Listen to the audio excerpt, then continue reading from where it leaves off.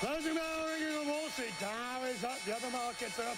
Stewart and Frankel ringing the closing bell because of the 45th anniversary since founding. I imagine that... Oh, okay, that's enough, sir. Well, there we are. I think we have a firm but limited gavel. Trading is now over. You and I start a new week together. It is Monday. It is August the 8th. Another CEO, female CEO, is gone.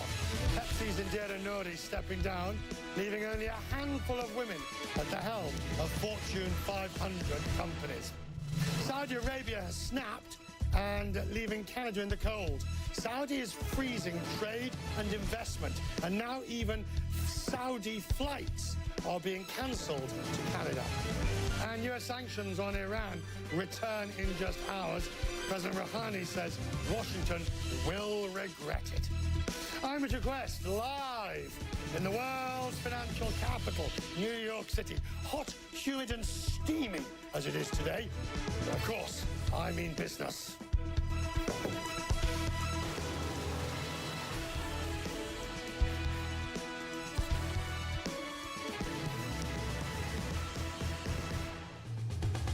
It is the end of an era for Pepsi. Good evening. Indira Nouri is stepping down as chief executive after 12 years. And she's leaving an exclusive and shrinking club of female Fortune 500 leaders. We'll talk about that aspect of it in a moment, the future of female CEOs. As we continue, though, we must look at Indira Nouri's legacy after 12 years of leading one of the world's top drink companies. Now, this is the company she inherited. Sugary drinks and salty snacks galore. And during her period, well, we have to say, yes, this is the eponymous Pepsi bottle, but it had sales were up some 80% during her tenure. The shares, though, even though the sales are up, the shares have been lagging recently. There was growth through acquisition. Quaker Oats became part of the Pepsi family, as indeed did Gatorade. But the trend that Nouri will best be remembered for was maybe moving away a little bit from this and catering to healthy tastes. Pepsi wants sales growth of healthy products, products like these in the Pepsi arsenal, to outpace traditional snacks. Yes, Naked, a blend of 4 juices with added ingredients and other natural flavors. It's still 320 calories, but you've also got Tropicana and things like that. So who takes over? Replaced by Pepsi's global operations chief, and as Nouri goes, it leaves just 24 women left, leading Fortune 500 companies.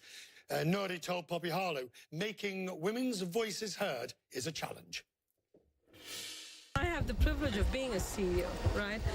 But if there are not too many of women CEOs around the world, so we're going to bring other senior executives, but we have to figure out ways to make them feel included. That's our next challenge. But, you know, we're up to challenges. And you have said that women in business are a force to be reckoned with. Absolutely. You know, when I was in Peru or Chile, a reporter asked me a question which I'll never forget. He said, what if most of the important positions in the world were run by women? How different would the world be? And I thought about this and said, wow, what a wonderful world. There'd be less wars, there'd be less arguments, there'd be ethics all over the place. There'll be a kinder, gentler world. Man, I can't wait for this world. She may have to wait a bit longer, certainly in the corporate world, because Nouri is just the latest female chief executive to quit. These are the others. You've got Nouri gone. Denise Morrison from Campbell's Soup left. Meg Whitman left HP, having split the company, but she still split afterwards. Shelley McCoy left Avon. And last year, Irene Rosenfeld of Mondelez left. And, of course, Marissa Mayer left Yahoo after it was sold to Verizon. And in the course of what these women leaving, every resignation matters. Because with these departures, now less than 5% of Fortune 500 companies have female CEOs. Let's talk about this with Eileen Lang, is the interim CEO of Catalyst, a group that promotes workplace opportunities for women. She joins me now. Can you hear me? Yes, I can. Excellent. Hello, right. So I suppose we have to look underneath the headlines as to why there aren't more female CEOs moving into positions where they can take over. Right. The pipeline is a little leaky at this point. I think that what we look at is that women have become more and more educated. They're at parity with men, if not ahead. Women are in the labor force. They are up through middle management. They're at parity, but we still have what you might call a glass ceiling above that. And for women of color, it's a concrete ceiling. Right, so it's a rare individual who makes it to the top. Right, but for the thing I don't understand is for the last 10 to 15 years, we've known about this problem. Policies have been put in place in many major companies to somehow at least attempt to deal with it. And yet, 24% fewer female CEOs. So have those policies failed? I would say the policies haven't gone far enough. I think they're starters, and there's recognition that just assuming that we can break down all the barriers that have been around in our societies and in our corporations for decades, that they'll just go away with a few policies. And it's workplace culture that makes the biggest difference, and whether in the culture there are assumptions that women can do as much as men. Right. As a man who sort of has had to cover this and always treads on thin ice when one does, what is the culture that has to change? I mean, you say that there has to be a culture that women can do just as well as men and are just as capable and can progress as far and as fast. But companies, including my own, have policies about this. But arguably what you're saying is they're not being effective. So that begs the question, what next? So the reason they're not being effective is that they're not being applied in ways that would make a difference. And let me give you an example. There is documentation that men are promoted much more quickly than women are, that women have to prove themselves over and over again before they are taken as seriously as men. We call it men are promoted on potential, women are promoted on proven performance. Women need more sponsors than they get. Right. People men and women who behind closed doors will say, she can do this job. I put my credibility on the line to support her. We don't have enough of that. Understood. We'll talk more about it. It's a subject important to our heart here on Quest Means Business. Thank you very much indeed. As for Pepsi shares, well, I'm not sure if you were the CEO who just announced your resignation, you might want it to drop a percent, maybe just out of ego. Anyway, Pepsi shares ended the day up 1%, which means we need to put the perspective of the markets in the trading post. So it was a busy day on the markets, and Facebook, for example, Facebook shares lifted the NASDAQ. Look at the numbers. The Dow was up, the S&P, the NASDAQ, good gains across all three. Dan, the man, the lighting man, green, please. And let there be light. No records, they remain the same, 11, 14, 25, 9, 1 and 2. But there were higher oil prices, roughly about 1 to 2% higher, and that that's come off its top from where it was. It was a bit higher earlier in the session. Saudi output dropped, and there was the Iranian sanctions to snap back, which we're talking about later. The Iranian sanctions coming back, that raises questions. At this hour, it's just up 0.5%, although that's Brent. By the way, West Texas, the WTI blend was up double that. So the WTI blend, because of the distance and the nature of the blend, was higher.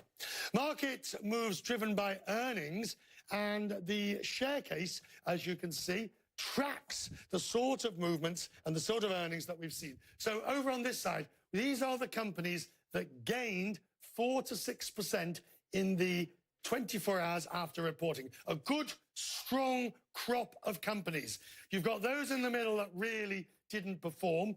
These, some of the banks, and You know, I suppose one can make a strong argument for saying that it looks even Stevens, but I guess my gut feeling says that there are more companies that are on the upper end than on the lower end. Anyway, the first one we've got is, and I think this is going to be borne out by this, Tyson has reported higher profits and warned of tariffs, which is exacerbating the meat glut, but the shares are up 3%, which is just about there. Make it a bit tidier, just about there. Newell, which owns Rubbermaid, Sunbeam Elmer's, Sharpie, Yankee Candle. Now, this is a strong, solid brand company. And yet, it says tariffs will cost the company $100 million. And the shares initially are down 14%, which means we have to put them way over here along with the others. Finally, HSBC, the global bank, down 1% on the smoke. No impact yet from tariffs. Perhaps not expected to be. Profits are growing, expanding into tech and into China. So HSBC is down just 1%, which is there. You're starting to get it. Busy week for earnings ahead. As we look here, we've got Viacom still to come, News Corp, 20th Century Fox, Sinclair. You can see them all. The big ones to watch out for tomorrow is Disney, Snap, obviously. Well, we'll talk about that. Let's not dwell on private grief between us. Marriott, Avis, and Hertz. So we'll get to all of those tomorrow. Now, the world's top tech companies are getting rid of Alex Jones. Facebook, Apple and YouTube have all taken down content from Jones and his InfoWars channel. Jones has become notorious for peddling conspiracy theories. Oliver Darcy is with me. Good to see you, Oliver. Good to see you as well. Why are they taking it down? They're saying that this violates their community standards. Facebook, Google, Apple, they all have community standards in place that regulate content, offensive content, hate speech. And so each of these platforms is saying that Jones and InfoWars violated these policies. That's notable because they've been in the news recently for spreading misinformation, but that's not why these tech platforms are saying they're removing the content. Right, but this is two different issues, isn't it? Completely. One is misinformation, fake news, and that. This is about they are not removing him and others for that. They're removing him for simple.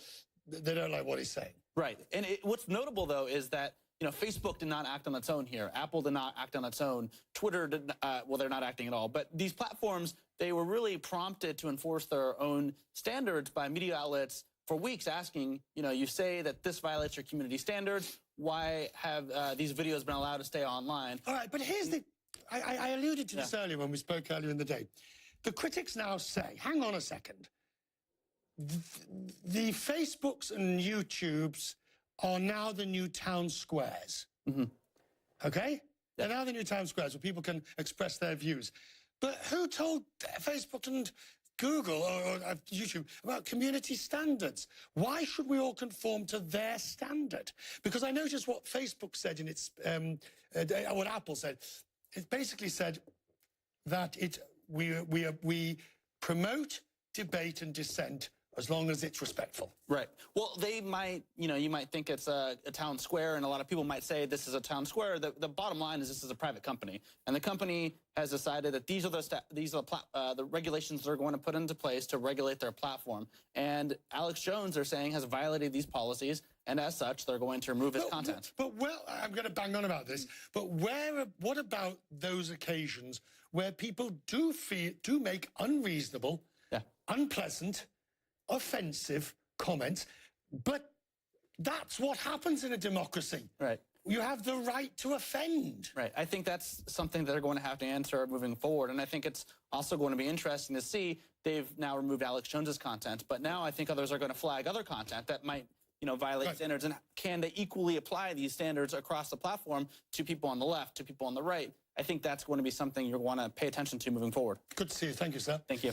The company behind Apple's chips has suffered a devastating virus over the weekend. The firm is TSMC, which is a Taiwan semiconductor manufacturing company. It's warning there'll likely be shipping delays, and it could wipe out a couple $100 million in revenue, but that's probably the least of their problems. Samuel Burke is in London. Will this have any actual effect on Apple's products?